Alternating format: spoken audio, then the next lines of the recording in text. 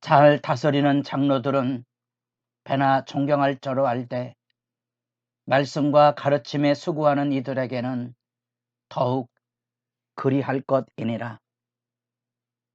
새벽이슬 같은 생명의 기도자 여러분, 주의 말씀을 생명처럼 여겨 믿음의 선한 싸움 앞에 날마다 칼날 같은 경각을 세워서 믿음의 정절을 지켜가는 일에 온전할 수 있기를 바랍니다. 오늘 우리가 읽어갈 하나님의 말씀은 디모데전서 5장 17절에서 6장 2절까지의 말씀으로 그 안에 하나님의 교회가 가지고 있는 영적인 기율, 그 신앙의 결기와 같은 결단과 선명함, 그리고 그 안에 담긴 진지한 따뜻함, 곧 과부를 존경하라는 말에 담겨져 있는 의미. 배나도 누구든지 자기 친족, 특히 자기 가족을 돌보지 아니하면 믿음을 배반한 자여 불신자보다 더 악한 자라는 그 교율의 어미성, 그런 말씀으로 다양한 계층의 말씀이 들려지는데, 그 중에 이제 직무로서 장로에 대한 긴 교훈들이 들려지고 있습니다. 그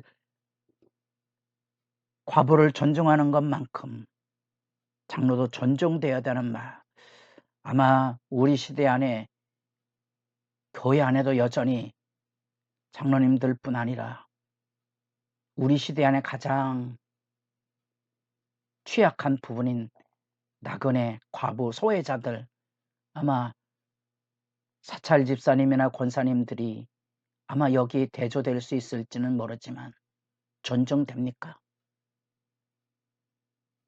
목회자만큼 사찰 집사님도 전임 사역으로 존경을 대고 존중해 줍니까? 우리 시대 문화 안에도 익숙하지 않은 이 존중의 문제, 잘 다스리는 자들은 배나 존경하되 말씀과 가르침에 수고하는 이들에게는 더욱 그리할 것이니라. 왜냐고 물으셔야 됩니다. 목회자와 갈등과 다툼이 있으면 결국은 신앙생활 교회 안에 바르게 할 수 없는 거지요. 목회자와 사랑의 유대가 없는데 신앙의 양육이 가능하겠습니까? 불가능합니다. 얼마나 많이 울어야 되는지 아셔야 됩니다. 사람들은 제멋대로 말합니다. 결국은 은혜의 젖줄을 끊어버리는 양태가 됩니다. 지나가는 말로 들려지는 게 아니고 목회자 입장에 봐서는 이 존중의 문제가 정말로 심각하고도 아프게 들려오는 문제입니다. 그러나 놀랍게도 그 장로를 존중해야 될 그 이야기에 대하여 여기 신명기 그들을 돌보고 보살펴라는 말씀 앞에 곡식 떠는서와 주의 일꾼들의 삭스에 대한 말씀이 여기 함께 겹쳐져 있습니다. 복음 전도자와 곡식 떠는 소에 대한 이런 신명기 말씀, 또 마태복음 10장에 나온 예수님의 말씀은 얼마나 이 사랑과 실제적인 존중의 유대가 중요한 것인지가 들려지게 있고요. 특별히 범죄사항 7.2 사건을 여기 다루고 있습니다. 우리 시대에 잊혀진 교회의 경건의 질서와 어미함입니다.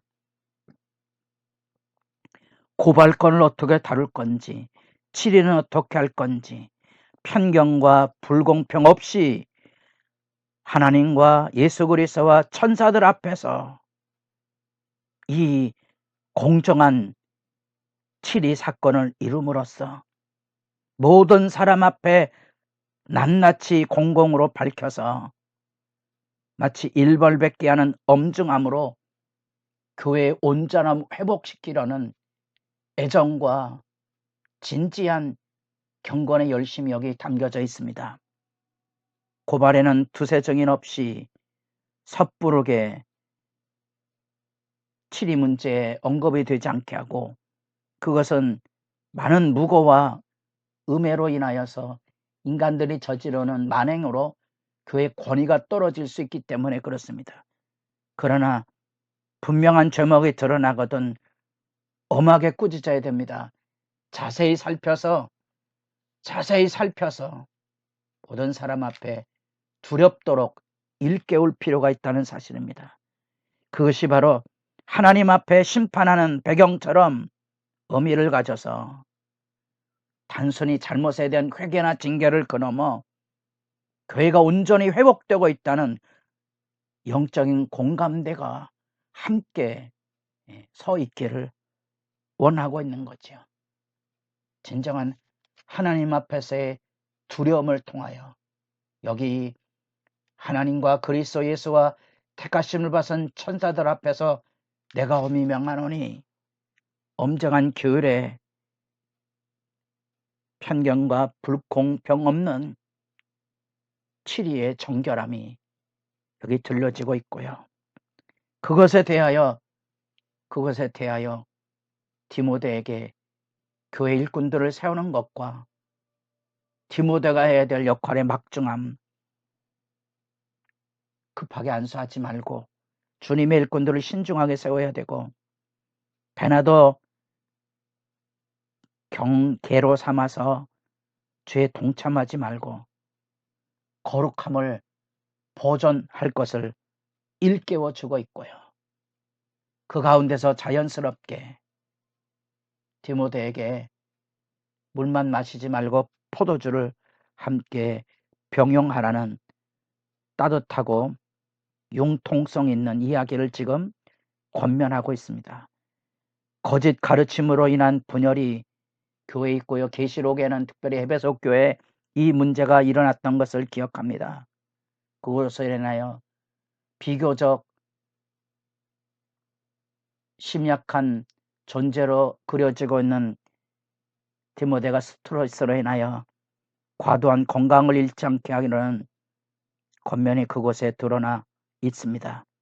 뿐 아니라 이런 신중과 경건은 하나님의 심판에 나아간다는 이야기를 통하여 교회의 일꾼들, 특별히 장로 그룹, 교회 지도자들을 포괄하는 이 사람들의 범죄가 얼마나 큰 해악으로 다가와 있는지를 특별히 베나더 생각해 보게 합니다.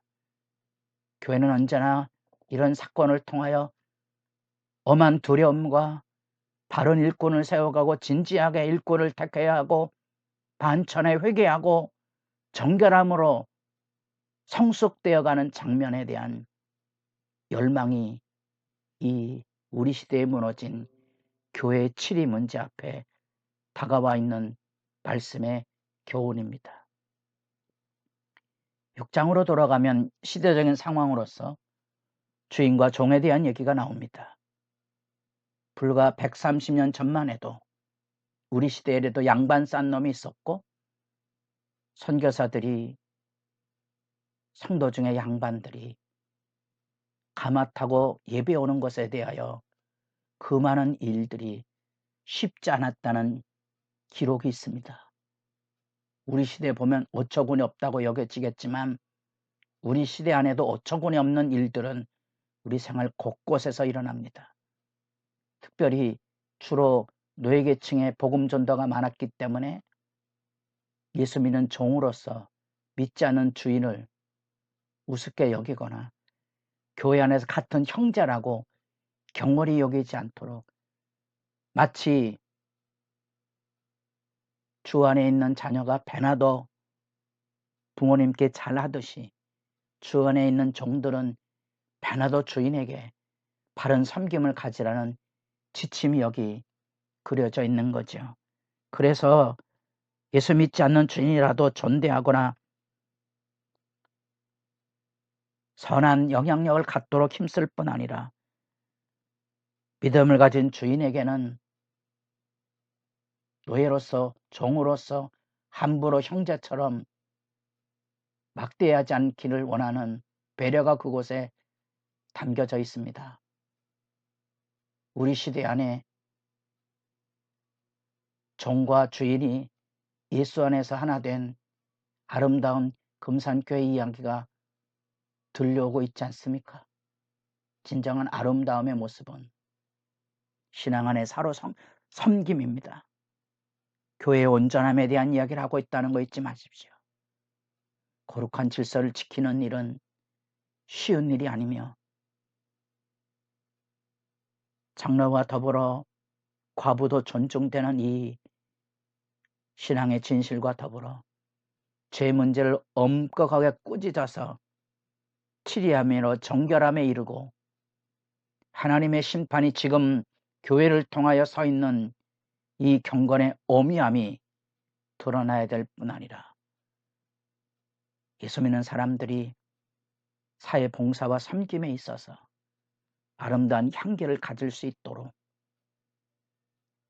주인과 종의 관계 안에 민감한 주제를 여기 아름답게 주인을 존중하고 믿는 주인이라고 무시하지 말고 더 잘 섬기는 진실을 가지라는 이런 이야기 안에 우리에게 들려주는 신앙의 신실함, 여러분의 기도가 주 안에서 복되기를 바랍니다.